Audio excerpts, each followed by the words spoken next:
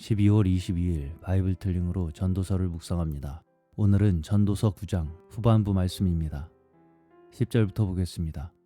무릇 내 손이 이를 당하는 대로 힘을 다하여 할지어다.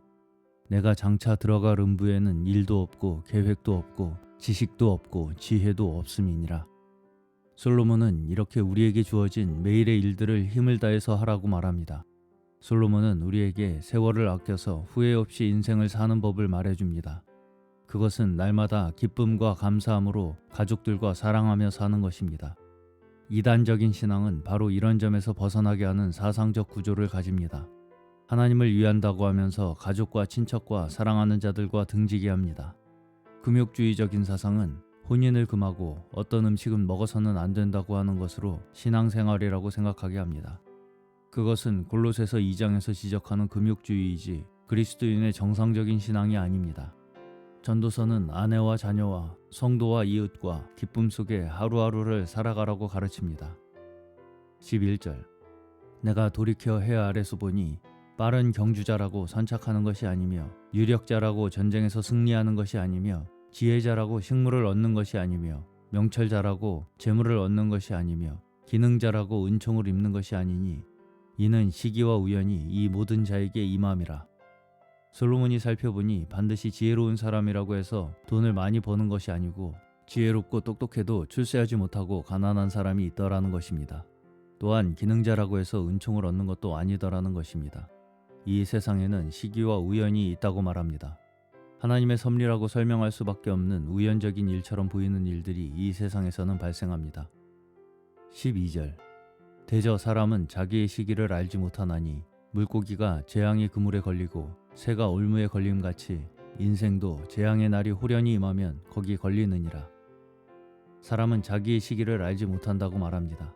그래서 알 수 없는 이유로 물고기가 그물에 걸리듯이 새가 올무에 걸리듯이 재앙을 만난다는 것입니다. 이와 같이 이 세상에는 인간이 해석할 수 없는 일이 많이 일어납니다. 또 인간이 목적을 이루기 위해 성공할 만한 조건을 다 갖추었는데도 불구하고 이르지 못하는 수가 있고 어떤 경우에는 갖추지 못했는데 이르는 수가 있습니다. 우리의 제한적인 시각으로는 하나님의 섭리가 무엇인지 다 알 수 없습니다. 13절에서 16절 내가 또 해 아래서 지혜를 보고 크게 여긴 것이 이러하니 곧 어떤 작고 인구가 많지 않은 성읍에 큰 임금이 와서 애워싸고 큰 흉벽을 쌓고 치고자 할 때에 그 성읍 가운데 가난한 지혜자가 있어서 그 지혜로 그 성읍을 건진 것이라. 그러나 이 가난한 자를 기억하는 사람이 없었도다. 그러므로 내가 이르기를 지혜가 힘보다 낫다마는 가난한 자의 지혜가 멸시를 받고 그 말이 신청되지 아니한다 하였노라. 전도자는 이 세상에서 지혜자가 큰 공적을 남겼음에도 알아주는 자 없이 잊혀지는 것을 보았습니다. 사람들은 지혜로 인해 구원받았음에도 불구하고 결국 외모로 평가합니다. 이것에서 전도자는 세상의 근본적인 무지함과 모순됨을 지적하고 있습니다. 마지막 17절에서 18절입니다. 종용이 들리는 지혜자의 말이 우매자의 어른의 호령보다 나으니라. 지혜가 병기보다 나으니라. 그러나 한 죄인이 많은 선을 패괴케 하느니라. 어리석을수록 목소리가 크다는 것입니다. 주님은 다투지도 아니하며 들레지도 아니하시고 아무도 길에서 그 소리를 듣지 못할 것이라고 하셨습니다. 지혜자는 자신의 생각을 주장하기 위해 언성을 높이지 않는다는 것입니다. 사람이 목소리를 높이는 이유는 그러한 호령으로 사람들을 제압하기 위해서입니다. 그러나 조용한 지혜가 병기보다 힘이 있습니다. 그러나 또 한편에서는 한 죄인이 많은 선을 무너뜨린다는 것을 알아야 합니다. 사람에게는 선한 영향력보다 죄의 영향력이 더 크게 작용한다는 것입니다.